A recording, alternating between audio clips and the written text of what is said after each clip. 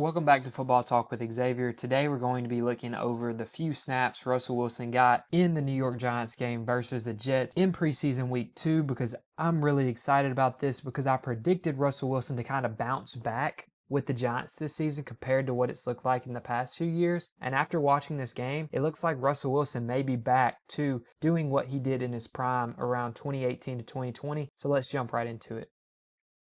First, I'm going to let every play run through, and then we're going to break it down as always. Okay, here you see a simple play action, what Russell's really good at. And he throws this ball from the 11-yard line, and it lands at the 26.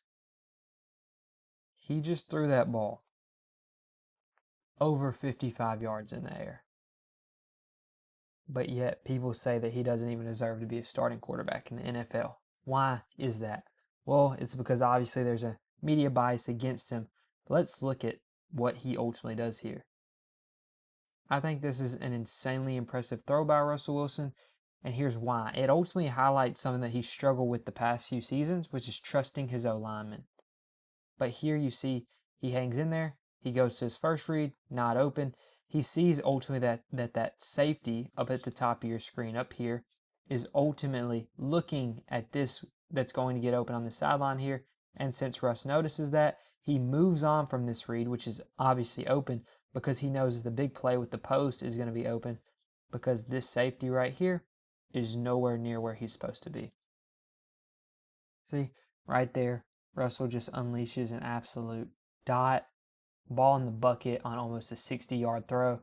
No way Bo Collins doesn't score there. He's obviously a rookie. He needs to learn not to look over his shoulder there because it slows him down that little bit. But just a great 80-yard pass completion to your wide receiver here. Really the biggest play of the day for Russ. Once again, going to let this play run through. Okay, great job running the quick concept. This isn't necessarily something that Russell Wilson has struggled with recently, but it's more so that since he's only 5'11", it's really important for his offensive coordinator to ensure that there are throwing windows that are open. And here you see he does a really good job of opening up this throwing lane so that Russ can get it in there with some zip on it. Perfect ball here to Wan'Dale Robinson. Caught, continuing to move the chains here. This is after a running play or two. So this is ultimately going to put us in 3rd and 6. So here we're going to make a beautiful throw to Wan'Dale Robinson on the side here, but it's an incomplete pass. Now I want to see, is this on Russell or is this on Wan'Dale? Well, ultimately, anytime we're playing football and we're running what's called a levels concept, which is where this guy comes out here and this guy comes over here, you want to ensure as this player that you are in between this guy and this guy. How do you best do that? You cut it straight, maybe a little lean up to right here, but you want to ultimately make sure that you're right here because this DB is going to be back here and this other DB is going to be right here, okay? And if you can ultimately do that, you're going to guarantee that you're able to come back to the football and make the play for your quarterback. But what does Wan'Dale end up doing instead? He drifts a little bit. And what happens when you drift? Ball gets punched out, right? Because the defender is able to close on you quicker than he typically would be able to. So we see a few things here. I slowed it down so we can kind of look at it.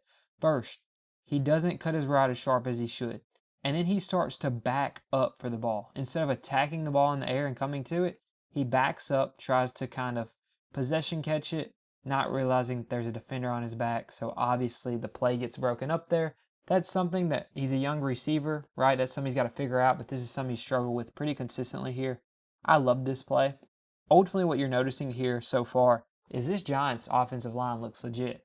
It's been the weakness of their team for quite a while now. Andrew Thomas, their best player on their offensive line, isn't even in this game. He's been on the PUP list throughout the entirety of the offseason. So whether he's back or not is very important for this Giants team, but you're seeing they're ultimately getting it done without him. Now, the worst player on their offensive line is ultimately the left tackle, Hudson, that's filling into his spot. But just look at the blocks here.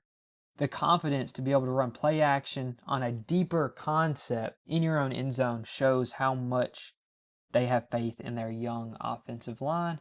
And I'm really happy that Russell's able to play behind an offensive line that looks decent. Look at Tyrone Tracy on that block right there. Amazing stuff. Good throwing lane for Russ, and this route by Jalin Hyatt Obviously a really big speed threat, so him selling the vertical and cutting back worked really well. But ultimately, I'm happy for Russ because these past few seasons, whether with the Steelers or the Broncos, the offensive line play just hasn't been good. Okay, here's a play on 2nd and 6. We see Russ ultimately misses his pass. Now, I don't have a problem with Russ's decision making here, but I want you to just notice something off the rip. 17 right here, wide open. It's man coverage. So ultimately, since the safety is playing deep middle, yes, you can fit the ball in here to Hyatt, but this tight end, Theo Johnson, one of the most athletic tight ends in the NFL, ultimately has an advantage over a linebacker, where what he's ultimately going to do is this. Theo Johnson is going to hit him with a push off and then hit this way and get wide open. Now, is Russ able to really do that because of this pressure right here? I would say yes, if you have good chemistry, you're able to lob that ball up. But also, Russ, don't be afraid on 3rd and short to take this right here. I mean, that's a great route by Wan'Dale Robinson getting himself this open. What Russ is trying to do is put the ball kind of right here, allow him to run under it, and he puts it in a place that only his receiver can get it. Now, I love that. Keep the ball out of harm's way. That's great. The only problem is it's 3rd down. So if you miss this pass, which is probably a 10%, 20% type of throw and catch because it's just, it needs a perfect ball. It needs a great route by the receiver. You ultimately put yourself in a position that's harder than if you would have just made maybe the safer decision, I would say, by getting it to Theo Johnson out there on the outside. Like, I want to pause it right here, right? We have what we saw as 3rd and short here. I know Russ is a great deep throw hunter, but hit your guy right here, Russ. Take the 1st down, live to fight another day, and then you can take another shot play on 1st or 2nd down, okay? And ultimately, like I said a second ago, you're also going to have Theo Johnson break right here. So you can either go here, 1, I would say, 2, that you're obviously reading that here, and this is probably 3. But I would have loved for us to recognize pre-snap, hey, this is man coverage, right? Because you have one middle high safety up here at the top of your screen, and all the linebackers and corners were playing on the receivers. But to notice that this guy's playing off, so you're going to have this quick throw right here. But to also know, hey, we can float this ball to right here, and we're going to have a huge gain, maybe even a touchdown, if we can throw a good enough ball at our receiver there, right? So that's just like a little bit of a nitpicky thing where I would like to see Russ do that better in game. Obviously, it's a preseason here. Russ is an aggressive quarterback. That's a good quality trait, but also understanding, hey, it's 3rd down. Let's make a play. Okay, my apologies on that last one. I thought it was 3rd down. It was ultimately 2nd down.